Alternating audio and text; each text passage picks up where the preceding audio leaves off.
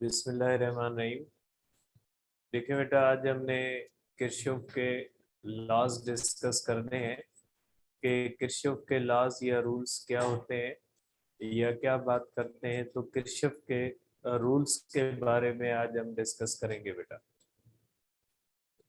तो किरचॉफ के जो रूल्स होते हैं, ये दो रूल्स होते हैं बेटा।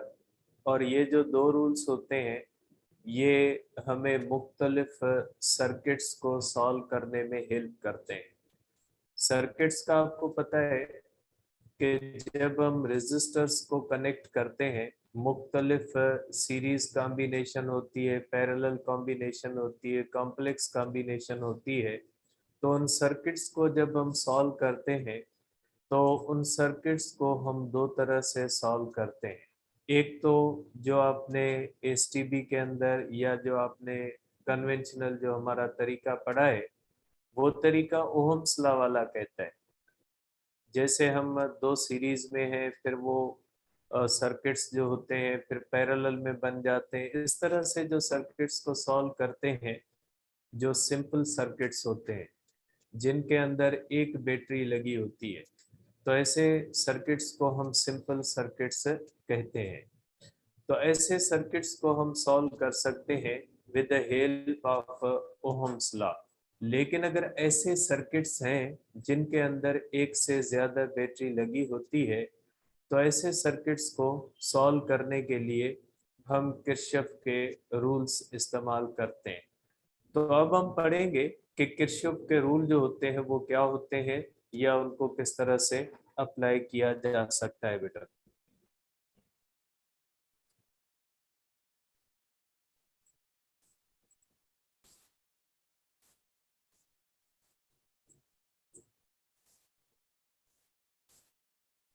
किरचॉफ्स रूल्स बेटा।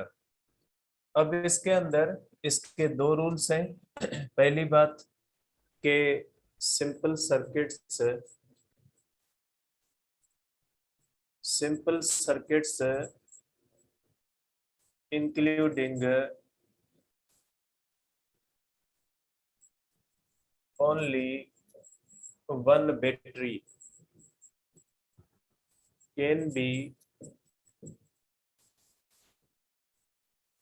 solved using Ohm's law। ये ओम्स लॉ को इस्तेमाल करके आप सॉल्व करते हो। फॉर एग्जांपल कि अगर मैं इस तरह से कोई सर्किट बना लेता हूं कि अगर हमारे पास इस तरह से एक सर्किट है, ठीक है, ये एक सिंपल सर्किट कहलाता है जिसके अंदर सिर्फ एक बैटरी लगी हुई है। तो इसको जब हम सॉल्व करेंगे तो इसके लिए हम ओहम्स लॉ इस्तेमाल कर सकते हैं। ठीक है। अब अगर किरचॉफ के लॉ देखें, तो किरचॉफ के रूल्स जो होते हैं वो फिर किस काम के होते हैं बेटा। किरचॉफ के जो रूल होते हैं वो कॉम्प्लेक्स सर्किट के लिए इस्तेमाल होते हैं। कॉम्प्लेक्स सर्किट का मकसद है जिसमें बैटरीज की तादाद जो होती है वो दो होती है या उससे ज्यादा होती है। तो आप कह सकते हैं कि कॉम्प्लेक्स सर्किट्स, इनको हम कहते हैं कॉम्प्लेक्स सर्किट्स इंक्लूडिंग टू और more than two batteries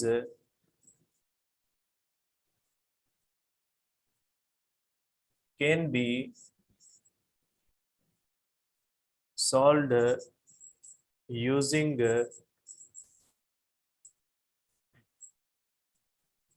Kirchhoff rules बेटा। कि ये जो ऐसे सर्किट्स होते हैं, इस सर्किट को भी मैं बना देता हूं बेटा। कि अगर ऐसा कोई भी हमारे पास एक सर्किट होता है, उसके अंदर इस तरह से अगर दो बैटरीज लगी हुई है इस तरह से, तो ऐसा सर्किट जिसके अंदर दो बैटरीज लगी हुई हो, तो ऐसे सर्किट को सॉल्व करने के लिए हम किरचॉफ के रूल का सहारा लेते हैं। ठीक है।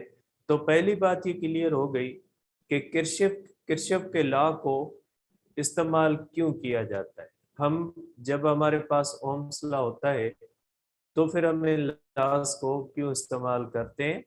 तो याद रखिएगा कि ओम्स लॉ सिंपल सर्किट्स के लिए होता है और ओम्स लॉ को इस्तेमाल करके सिंपल सर्किट्स को तो सॉल्व किया जा सकता है जिनके अंदर एक बैटरी होती है, लेकिन एक से ज्यादा बैटरी जिनके अंदर होती है वो कॉम्प्लेक्स सर्किट्स कहलाते हैं। कॉम्प्लेक्स सर्किट्स जो होते हैं उनको इस तरह से ओम्स लॉ के ऊपर सॉल्व नहीं किया जा सकता। अब ये जो बैटरीज होती हैं या ये जो रेजिस्टर्स होते हैं इनको हम कहते हैं कंपोनेंट्स ऑफ या एलिमेंट्स जो होते हैं वो सर्किट के होते हैं। रेजिस्टर्स और बैटरीज जो होती है ये कंपोनेंट्स या एलिमेंट्स ऑफ द सर्किट होते हैं बेटा। तो अब हम करते हैं बेटा किरचॉफ का पहला रूल बेटा। ठीक है, मैं नेक्स्ट पेज पे कर देता हूं कि किरचॉफ्स फर्स्ट रूल बेटा ये क्या कहता है।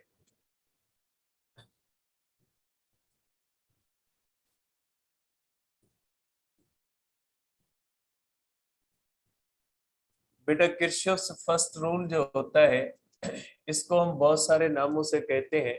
इसको हम पॉइंट रूल भी कहते हैं बेटा, इसको हम नोडल रूल भी कहते हैं बेटा। ठीक है, और इसको करंट लॉ भी कहा जाता है। मुख्तलिफ इसके जो होते हैं बेटा नेम होते हैं, इसके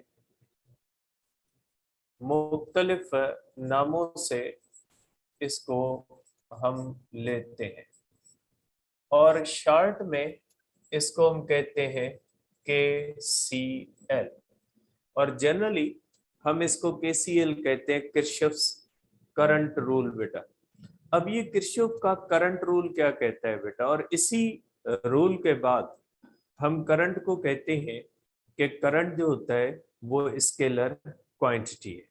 तो अब हम देखते हैं कि बेटा ये रूल कहता क्या है, आखिरकार ये रूल किस चीज के बारे में बताता है। देखें बेटा, जैसे ये नाम से जाहिर है कि किरचॉफ का करंट लॉ होता है बेटा। ठीक है, अब ये अगर किरचॉफ का करंट लॉ, इसका मकसद है ये करंट के बारे में बताता है। ठीक है, पहले मैं इसकी स्टेटमेंट लिखता हूं, उसके बाद इसको समझते हैं। उसमें जो होंगी बेटा सारी चीजें इंशाल्लाह आ जाएंगी। तो पहले मैं इसकी लिखता हूं बेटा स्टेटमेंट। ठीक है, इसकी स्टेटमेंट में इस तरह से लिखता हूं बेटा, आप इसको स्टेटमेंट 1 कह दें कि sum of total current flowing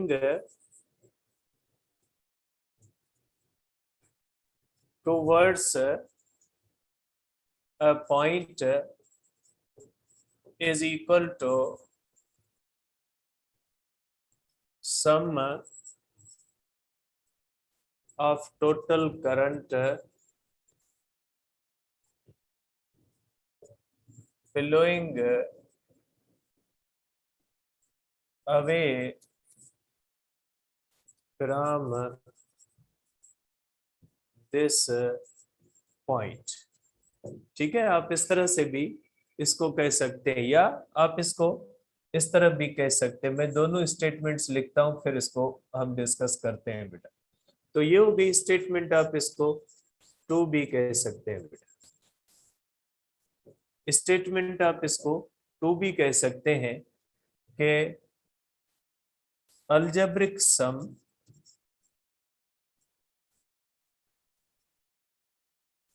of all currents, algebraic sum of all currents flowing towards a point and currents flowing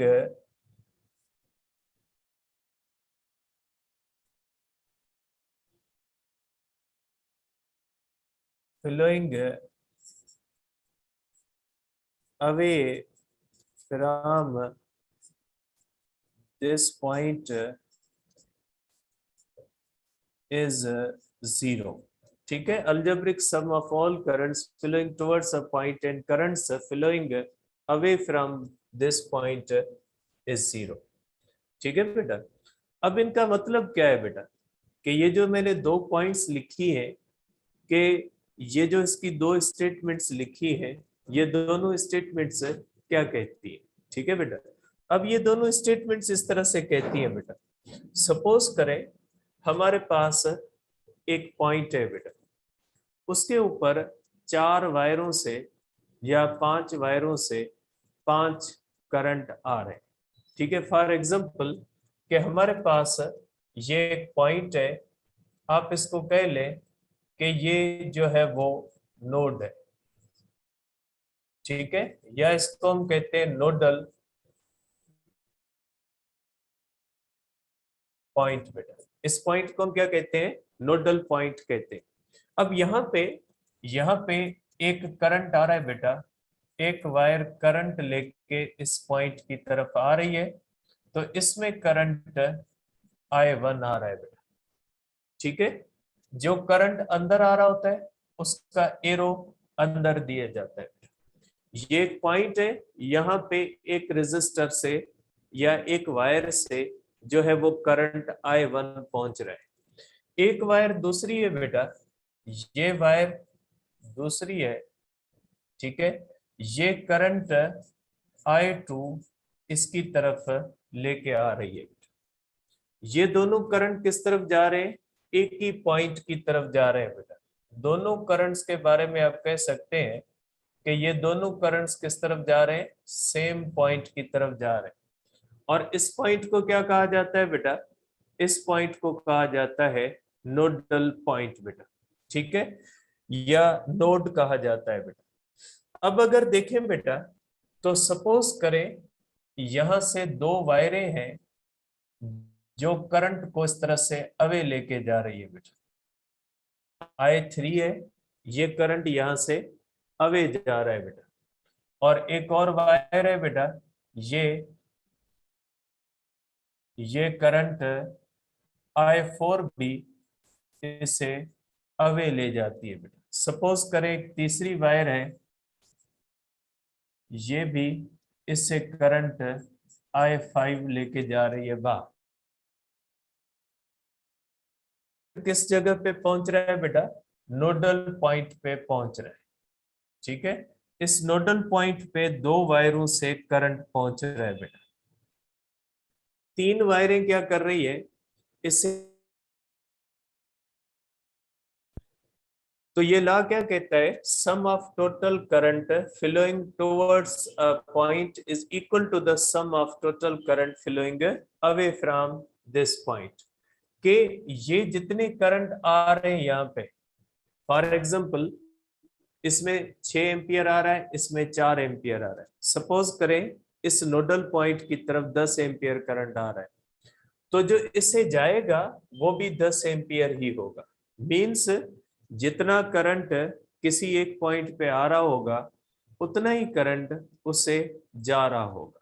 ठीक है, लेकिन शर्त ये है कि इस पॉइंट पे कोई सिंक या सोर्स नहीं है। ठीक है, तो इसके लिए आप ये कह सकते हैं कि नोट ये करेंगे कि if there is no sink और source of current at nodal point बेटा। नोडल पॉइंट पे सिंक या सोर्स, सिंक और सोर्स का मकसद है बैटरी, कि सिंक और सोर्स पे यहां पे अगर इस पॉइंट पे नो सिंक और सोर्स, सिंक या सोर्स का मकसद क्या होता है, बैटरी नहीं है।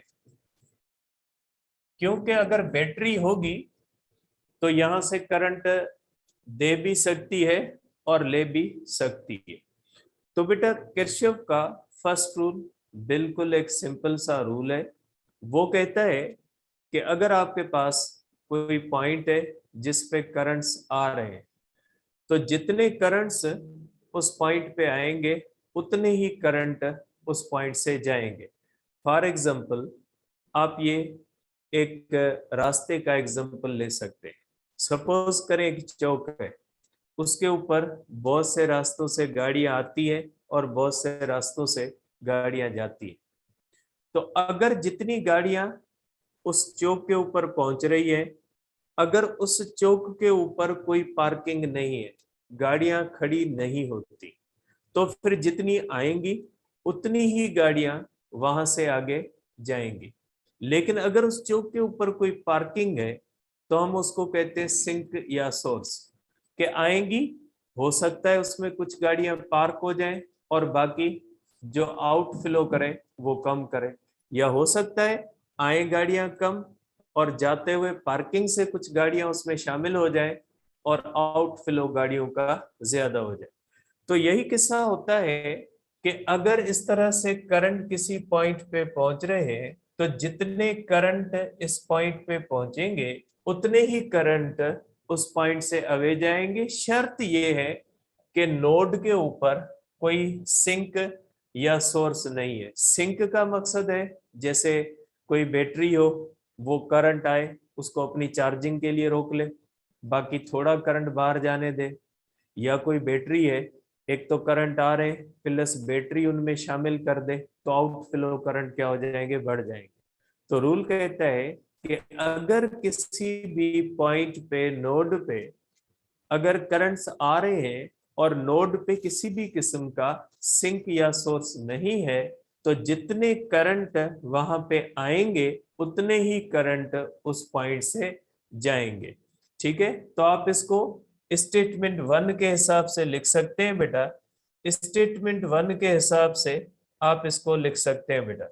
ठीक है, मैं इसको स्टेटमेंट 1 के हिसाब से लिख लेता हूं बेटा, कि जो करंट्स होते हैं बेटा, I1 plus I2 is equal to I3 plus I4 plus I5। Means जितने करंट आ रहे हैं उनकी सम इज इक्वल टू जितने करंट जा रहे हैं उनकी सम क्या होती है बेटा, इक्वल होती है।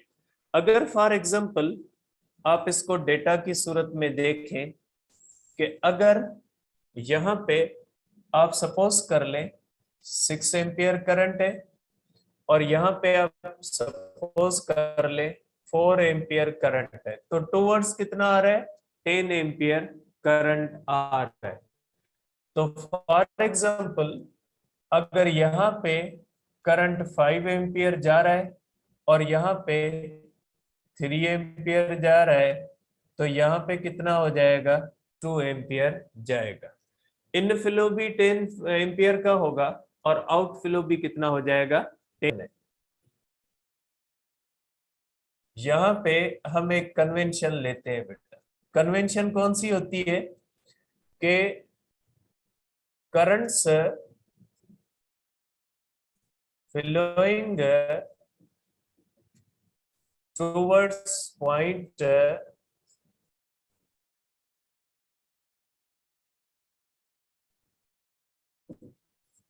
Are called converging currents. ठीक है, इनको हम कहते हैं converging currents, which are considered positive.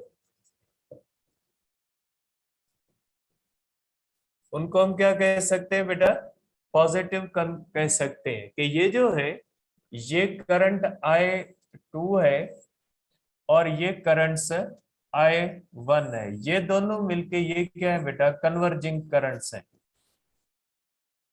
इनको हम क्या कहते हैं बेटा, कन्वर्जिंग करंट्स कहते हैं। वो करंट्स जो टूवर्ड्स आ रहे हैं उनको हम कहते हैं कन्वर्जिंग करंट्स, और उनको हम क्या कहते हैं बेटा, पॉजिटिव। और दूसरा होता है बेटा कि currents flowing away from point are called diverging currents बेटा, इनको हम कहते हैं diverging currents and which are considered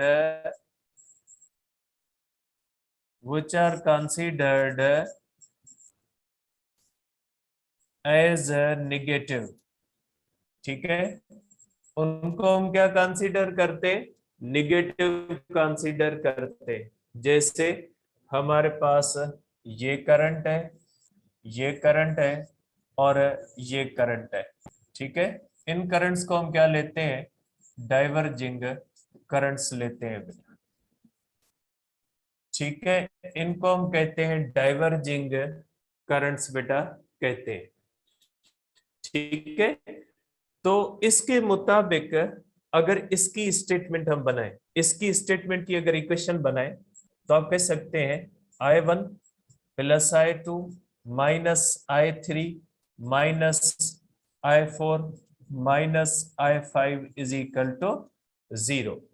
ठीक है, कि जितने करंट्स आ रहे हैं, जितने करंट्स जा रहे हैं, उनकी सम जो होती है वो 0 होती है। Means sum of all currents from 1 to n is equal to क्या हो जाएगा, 0 हो जाएगा। इस स्टेटमेंट को आप ये भी लिख सकते हैं। ठीक है, तो ये हो गया बेटा हमारे पास किरचॉफ का फर्स्ट रूल। अब इस रूल को हम ये भी कहते हैं कि ये मैनिफेस्टेशन है किसकी, कंजर्वेशन ऑफ चार्ज की बेटा। कि ये लॉ आपको कहता है कि ये जिस तरह से आपने पढ़ा है first law of thermodynamics, first law of thermodynamics ये मैनिफेस्टेशन होता है law of conservation of energy की। क्योंकि फर्स्ट लॉ ऑफ थर्मोडायनेमिक्स आपको कहता है कि जितनी आप एनर्जी देते हो उसका कुछ हिस्सा इंटरनल एनर्जी में जा सकता है और बाकी रिमेनिंग वर्क में जा सकता है। तो जितनी आपने हीट सप्लाई दी वो टोटल बराबर हो जाएगी इंटरनल एनर्जी प्लस वर्क के। मींस जितनी दी और जितना लिया कुछ वो बराबर होता है। तो इसी तरह से ये जो लॉ है ये law of conservation of charge का कहता है। ठीक है, तो ये लॉ कहता है कि जितनी चार्ज एक पॉइंट पे आ रही होती है उतनी ही चार्ज उस पॉइंट से अवे जा रही होती है। फॉर एग्जाम्पल अगर यहां से 6 कूलम चार्ज आ रही है, 4 कूलम चार्ज आ रही है, तो मींस कितनी आ रही है, 10 कूलम चार्ज आ रही है। मींस आप इसको इस तरह भी लिख सकते हैं कि फॉर एग्जाम्पल इसमें से 6 कूलम चार्ज आ रही है, इसमें से 4 कूलम चार्ज आ रही है, तो जो अवे जाएगी इसमें सपोज करें 5 कूलम चार्ज जाएगी, इसमें 3 कूलम चार्ज जाएगी और इसमें 2 कूलम चार्ज जाएगी। तो किसी भी पॉइंट पे आप इसको कह सकते हैं कि जितनी अमाउंट ऑफ चार्ज आ रही है 10 कूलम आ रही है तो उतनी ही 10 कूलम जाएगी। अगर यहाँ पे सिंक या सोर्स नहीं है, अगर सिंक या सोर्स होगा तो फिर चार्ज वहां पे रुक सकती है। जैसे मैंने आपको एक चौक का एग्जांपल दिया कि अगर चौक के ऊपर कोई भी पार्किंग है तो गाड़ियां, आने वाली गाड़ियों में अगर कुछ गाड़ियां पार्क हो जाती हैं, रिमेनिंग आगे जाती है, तो फिर उस कंडीशन के अंदर इन और आउट बराबर नहीं होगा। लेकिन अगर चौक ऐसा है कि जिसके ऊपर पार्किंग नहीं हो सकती, तो जितनी गाड़ियां आएंगी उतनी गाड़ियां आगे जाएंगी। तो किस्सा यही होता है कि अगर sink, parking means sink, parking sink भी है सोर्स भी है। पार्किंग के अंदर गाड़ियां रुक भी सकती है, मींस वो गाड़ियां सिंक में चली गई, और अगर उससे गाड़ियां बाहर आती है मींस वो सोर्स बन जाते हैं। जैसे बैटरी होती है, बैटरी एनर्जी को, एनर्जी का सिंक भी है, एनर्जी का सोर्स भी है। वो एनर्जी को स्टोर भी कर लेती है, वो एनर्जी दे भी सकती है। ठीक है, तो इसी तरह से ये लॉ, इस लॉ को आप कह सकते हैं कि this law is also called, this law is also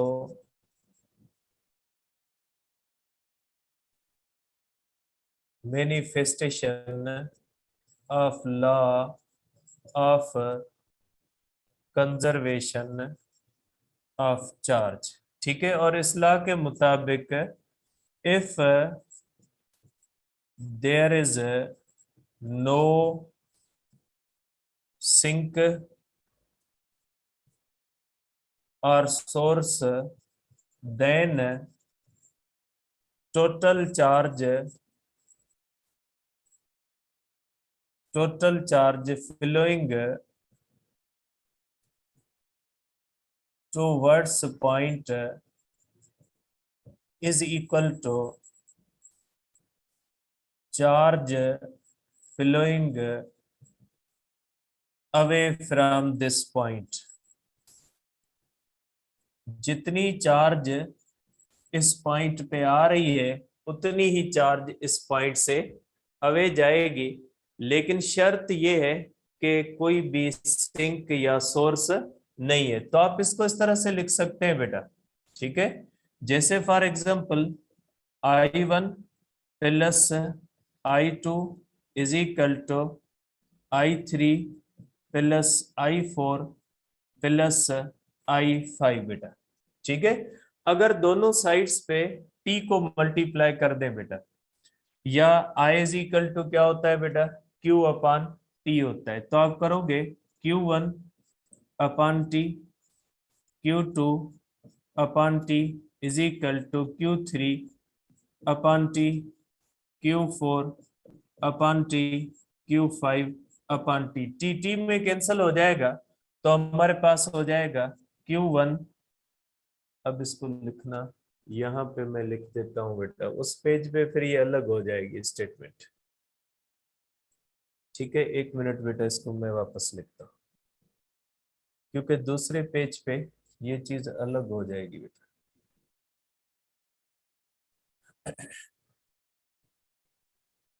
इसको मैं यहाँ पे लिख देता हूँ बेटा, I1 plus I2 is equal to I3 I4 I5 बेटा।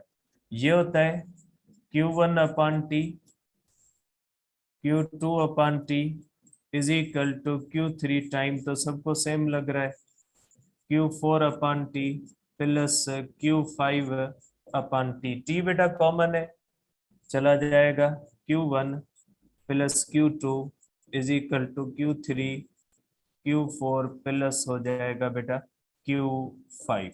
तो टोटल चार्ज देखें, Q1 प्लस Q2 की सम किसके बराबर होती है बेटा, is equal to Q3 Q4 plus Q5 की होती है। तो ये हो गया बेटा हमारे पास किरचॉफ का फर्स्ट रूल, जिसको हम बेटा कहते हैं कि ये जो है वो किरचॉफ्स करंट लॉ है। अब बेटा इसके मुताबिक आप देखें, करंट एंगल्स पे डिपेंड नहीं करता। आपने यहाँ पे लॉ ऑफ कोसाइन नहीं लगाया, आपने करंट्स की अलजेब्रिक सम ली है। ठीक है, आपने ये नहीं कहा कि इनके दरमियान आते हुए एंगल 45 है, जाते हुए ये एंगल्स हैं। तो आपने न लॉ ऑफ कोसाइन इस्तेमाल किया है, ना रेक्टेंगुलर कंपोनेंट्स मेथड इस्तेमाल किया है इसको सम करने के लिए, ना आपने हेड टू टेल रूल इस्तेमाल किया। इसका मकसद है कि ये करंट के अंदर अलजेब्रिक सम होती है और करंट का एंगल की वजह से कोई फर्क नहीं पड़ता, इसलिए हम कहते हैं कि करंट जो होता है वो स्केलर होता है बेटा। अब हम करते हैं बेटा किरचॉफ का सेकंड लॉ बेटा।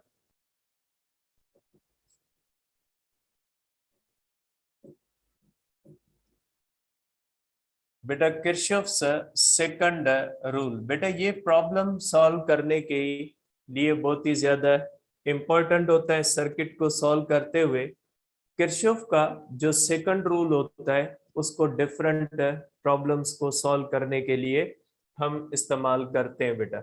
इस रूल को हम कह सकते हैं बेटा किरचॉफ्स वोल्टेज लॉ बेटा।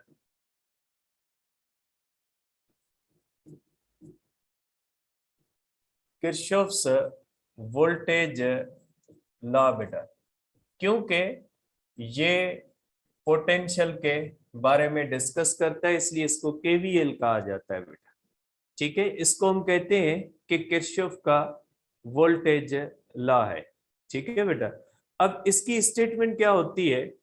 ठीक है, कि अलजेब्रिक, पहले मैं स्टेटमेंट लिखता हूं, उसके बाद इसको और डिस्कस करते हैं बेटा।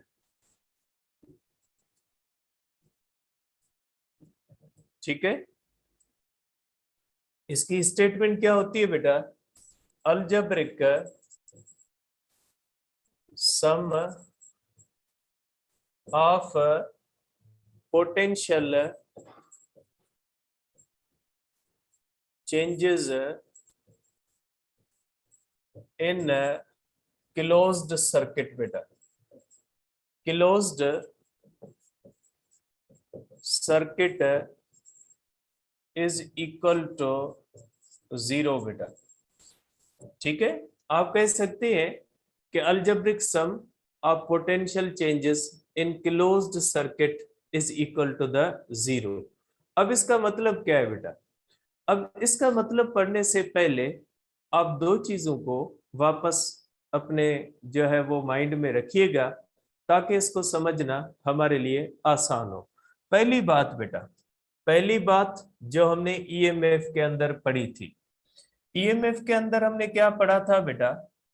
कि जब बैटरी करंट को फ्लो करवाती है बेटा, ठीक है, सपोज करें बेटा, हमने ये पढ़ा था कि जब बैटरी के अंदर करंट फ्लो करता है बेटा इस तरह से, ठीक है। अब हमने पढ़ा था बेटा कि जब करंट फ्लो करता है बैटरी के बाहर, बैटरी के बाहर जब करंट फ्लो करता है फ्रॉम पॉजिटिव टू नेगेटिव, ठीक है बेटा, तो इसके अंदर पोटेंशियल का लॉस होता है।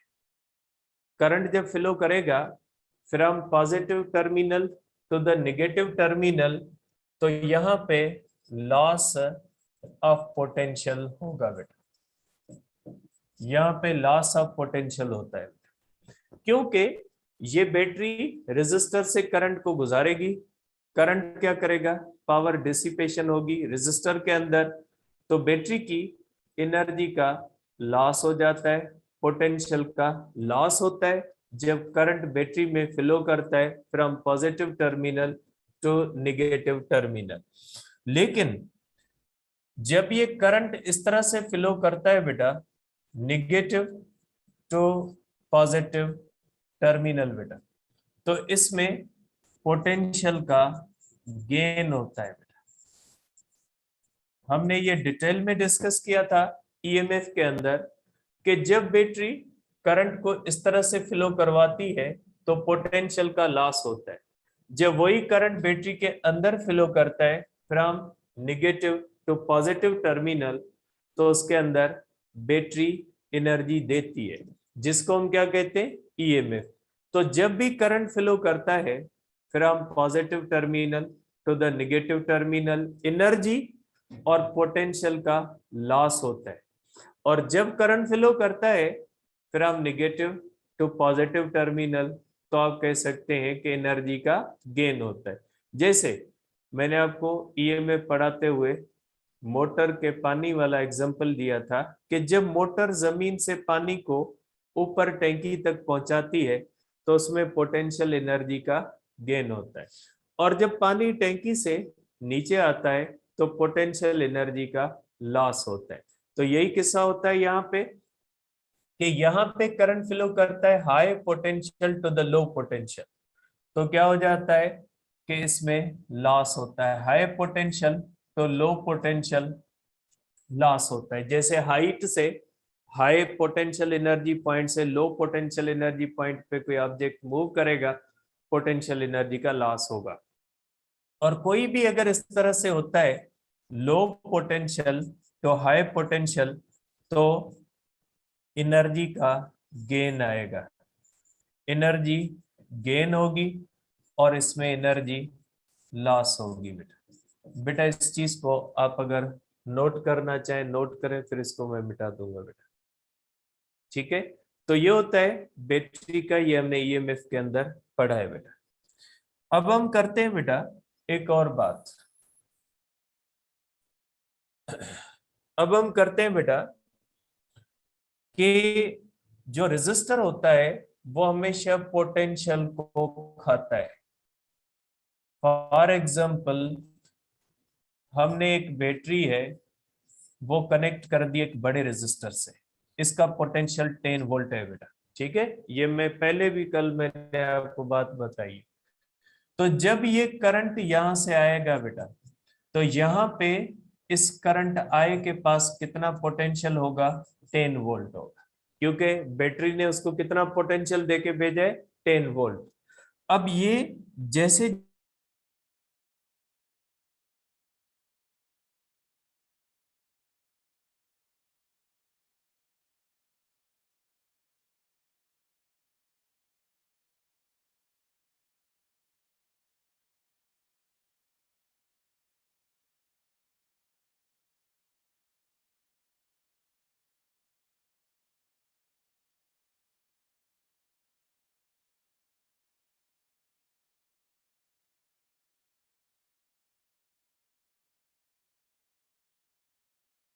कोई भी हो, छोटा हो चाहे बड़ा हो, वो पोटेंशियल को क्या करता है? खा जाता है। तो इसीलिए तो मैंने कहा था कि जब बैटरी से करंट बाहर फ्लो करता है तो जाहिर है बाहर किसमें फ्लो करेगा? रेजिस्टर में। तो बैटरी का पोटेंशियल जो होता है वो कम हो जाता है जब बैटरी करंट देती है और बैटरी में करंट फ्लो करता है from positive to negative terminal. याद रखिएगा, ये बात बहुत ही इंपॉर्टेंट होती है। सेकंड रूल जो किरचॉफ का है उसके अंदर ये बात बहुत ही इंपॉर्टेंट बन जाती है। अब आपके माइंड में ये होगा कि ये बैटरी हो सकता है कि सारा पोटेंशियल खा जाती है, ये जो रेजिस्टर है ये सारा पोटेंशियल खाता है, जरूरी नहीं है जो है वो पूरा का पूरा खा जाए। ऐसे भी हो सकता है कि फॉर एग्जांपल एक छोटा रेजिस्टर है, ये बड़ा रेजिस्टर है, ये छोटा रेजिस्टर है, मैंने एक ही बैटरी के साथ कनेक्ट कर दिया। ठीक है, अब अगर ये करंट आएगा, ये करंट जब यहाँ पे आएगा तो इसके पास भी 10 वोल्ट ही होने हैं। ठीक है, क्योंकि बैटरी का पोटेंशियल कितना है बेटा? 10 वोल्ट है। अब ये होगा इसके अंदर कि अगर यहाँ पे 10 वोल्ट है, हो सकता है यहाँ पे 8 वोल्ट हो, और हो सकता है यहाँ पे 6 वोल्ट हो।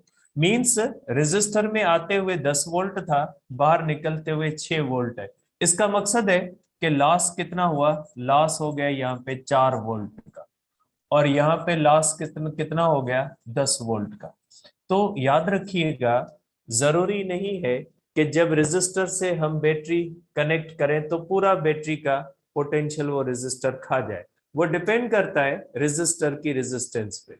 बड़ा रेजिस्टर होगा ज्यादा पोटेंशियल खाएगा, कम रेजिस्टर होगा, छोटा रेजिस्टर होगा कम पोटेंशियल खाएगा। लेकिन रेजिस्टर हमेशा पोटेंशियल की डिक्रीज का सबब बनता है। ठीक है, तो अब हम इसको डिस्कस कर, बेटा इसको नोट करना है कर ले, क्योंकि इसको भी मैं यहाँ पे मिटाऊंगा फिर। तो ये हो गया बेटा, दो पॉइंट्स हैं जो आपके माइंड में रहे। अब हम डिस्कस करते हैं कि किरचॉफ का रूल क्या कहता है बेटा। किरचॉफ का रूल कहता है कि सपोज करें मैं एक सर्किट लेता हूं बेटा, मैं एक सर्किट यहाँ पे बनाता हूं, उसके ऊपर हम इसको डिस्कस करते हैं बेटा। सपोज करें ये हमारे पास एक रेजिस्टर लगा हुआ है और इस रेजिस्टर के अंदर एक बैटरी लगी हुई है इस तरह से। ये इस तरह से बैटरी लगी हुई है बेटा, और आप कह लें कि इस सर्किट के अंदर एक रेजिस्टर ये लगा हुआ है। ठीक है बेटा, और इस सर्किट के अंदर दूसरी बैटरी यहाँ पे लगी हुई। मीन सर्किट के अंदर दो बैटरीज लगी हुई है। तो अगर दो बैटरीज लगी हुई है, इसका मकसद ये हुआ कि ये सर्किट जो है ये कॉम्प्लेक्स सर्किट है बेटा। क्योंकि इसके अंदर क्या है बेटा?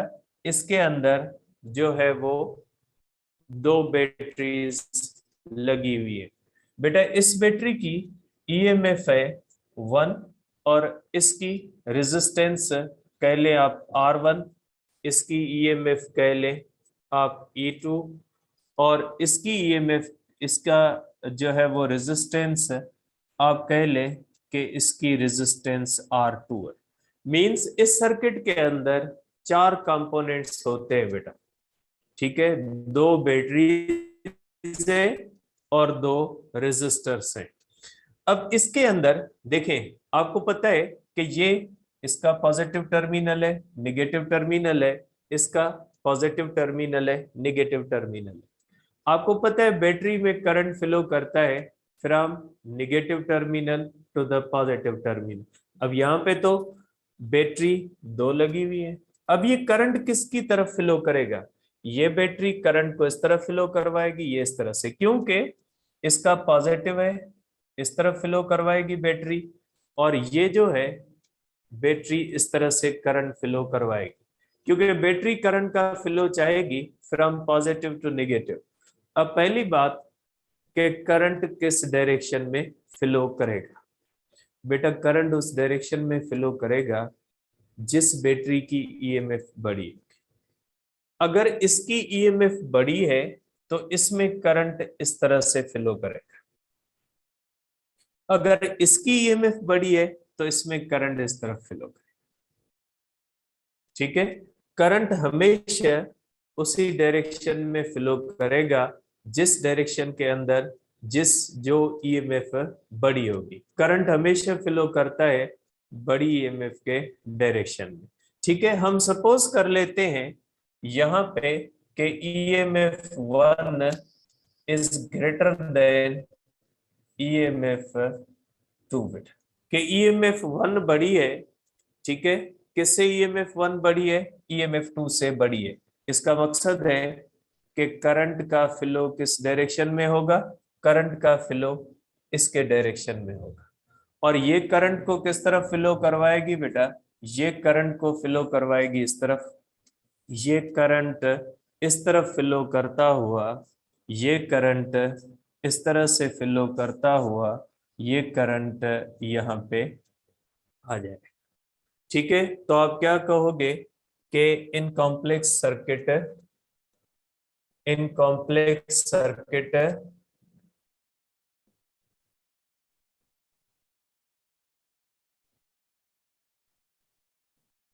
करंट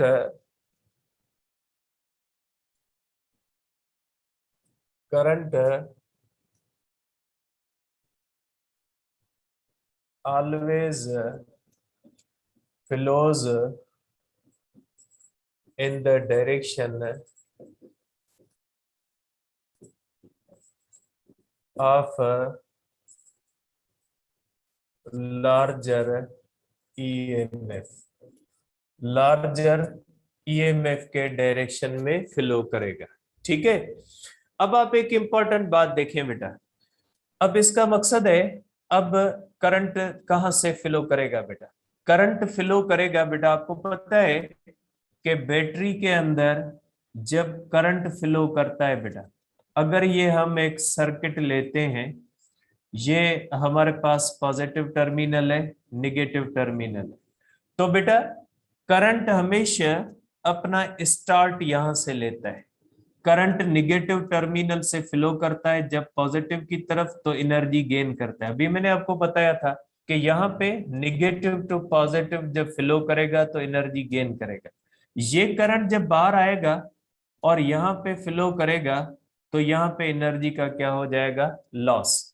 तो बैटरी में जब करंट फ्लो करता है from negative to positive terminal बेटा, ठीक है, तो निगेटिव टू पॉजिटिव टर्मिनल जब फ्लो करता है तो पोटेंशियल और एनर्जी का गेन होता है, और जब पॉजिटिव टू निगेटिव करता है तो एनर्जी का क्या हो जाता है? लॉस हो जाता है। ठीक हो बेटा, अब हम करते हैं इसके अंदर बेटा,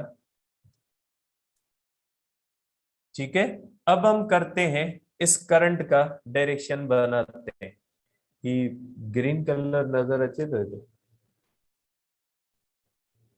कलर केड़ो नजर येलो इंदो कलर देखें, बेटा कलर अगर नजर ना आए तो बताइएगा। अब इसका मतलब है बेटा कि यहां से करंट निकला बेटा, नजर अच्छे तो नजर आ रहा है बेटा, येलो कलर आ रहा है नजर, लाइट है।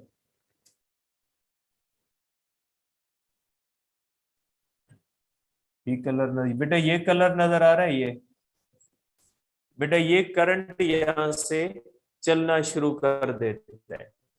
ये करंट बेटा जब यहाँ पे आता है तो ये किससे एनर्जी लेके जाता है बेटा, ये actually current negative to positive आ रहा है बेटा, ठीक है।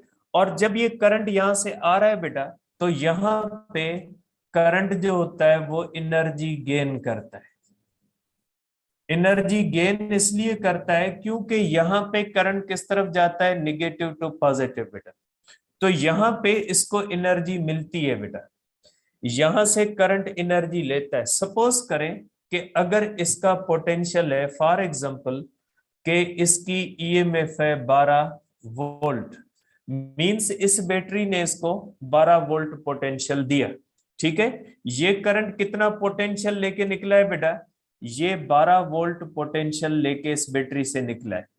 अब ये करंट कहां पे आएगा बेटा, ये करंट 12 वोल्ट लेके ये करंट यहां पे आएगा। अब जाहिर सी बात है कि अगर ये करंट यहां पे आएगा तो इस रेजिस्टर के अंदर पोटेंशियल का लॉस होगा, और यहां पे लॉस ऑफ एनर्जी या लॉस ऑफ पोटेंशियल होगा बेटा, लॉस ऑफ एनर्जी और लॉस ऑफ पोटेंशियल होगा बेटा। यहां पे क्या होता है, एनर्जी का गेन होता है और पोटेंशियल का गेन होता है बेटा। क्योंकि यहाँ पे करंट किस तरफ फ्लो करता है बेटा, करंट यहाँ पे फ्लो करता है निगेटिव टू पॉजिटिव, तो करंट यहाँ पे गेन करता है, इस रेजिस्टर में लूज करता है। अब ये करंट आ जाता है बेटा यहाँ पे, ठीक है बेटा। अब यहाँ पे ये करंट फ्लो करेगा, ये पॉजिटिव है बेटा, ये निगेटिव है, यहाँ पे करंट फ्लो करेगा फ्रॉम पॉजिटिव टू निगेटिव बेटा। बेटा याद रखिएगा, बैटरी एनर्जी देती भी है, बैटरी एनर्जी लेती भी है। कि जब बैटरी को हम इस्तेमाल करते तो बैटरी हमें करंट जब देती है तो एनर्जी देती है, जब बैटरी को चार्ज करते हैं तो उस बैटरी के अंदर हमें एनर्जी देनी पड़ती है। मींस बैटरी एनर्जी देती भी है, बैटरी एनर्जी लेती भी है।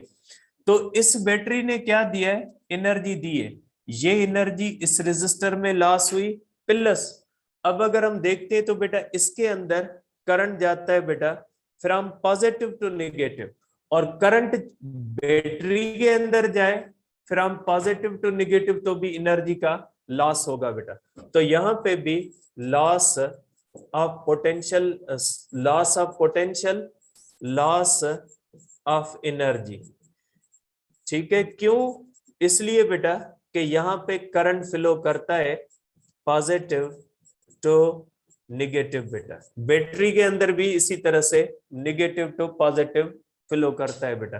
अब करंट यही यहां से गुजर के आएगा इस तरह से, तो ये इस तरह से होता हुआ ये करंट बेटा वापस चला जाएगा। तो यहाँ पे रेजिस्टर के अंदर क्या होगा बेटा, रेजिस्टर के अंदर हमेशा लॉस ही होता है, loss of potential and loss of energy,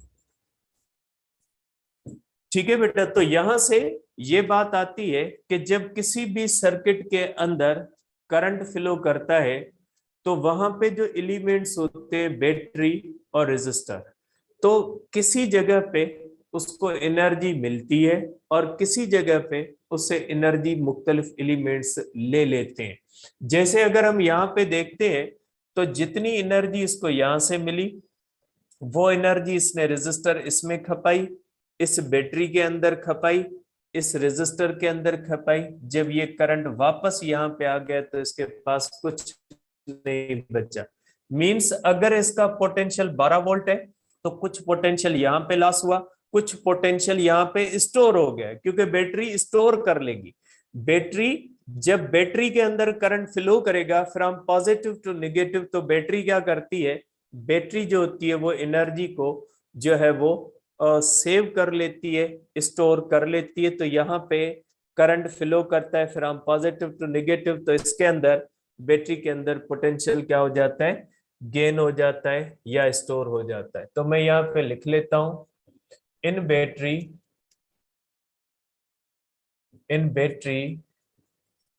if current flows from negative to positive terminal, then energy is supplied by battery. बेटा एनर्जी बैटरी देती है, ठीक है बेटा। In battery if current flows from positive to negative terminal, then energy is stored in battery, ठीक है। या आप कहोगे battery being charge, resistor always dissipates potential and energy. ये पोटेंशियल और एनर्जी को हमेशा डिसिपेट करता है बेटा। तो इसका मकसद है कि जब किसी भी सर्किट के अंदर करंट फ्लो करता है तो उसमें पोटेंशियल की चेंज आती है। आप इसको इस तरह से कह सकते हैं बेटा कि यहाँ पे एनर्जी जो होती है, यहाँ पे अगर हम देखें तो यहाँ पे एनर्जी मिलती है, वो एनर्जी इन एलिमेंट्स में खत्म हो जाती है, वापस करंट आता है तो उसके पास कुछ नहीं बचेगा यहाँ पे। इसको आप इस तरह से लिख सकते हैं बेटा। मैं इसकी पॉइंट्स बनाता हूँ कि जो है वो एक कलर कोई मैं अलग लूं तो उसके अंदर इसको लिखता हूँ बेटा। मैं ये .1 लेता हूँ बेटा और ये .2 लेता हूँ बेटा, इसको .3 लेता हूँ और इसको मैं .4 लेता हूँ बेटा।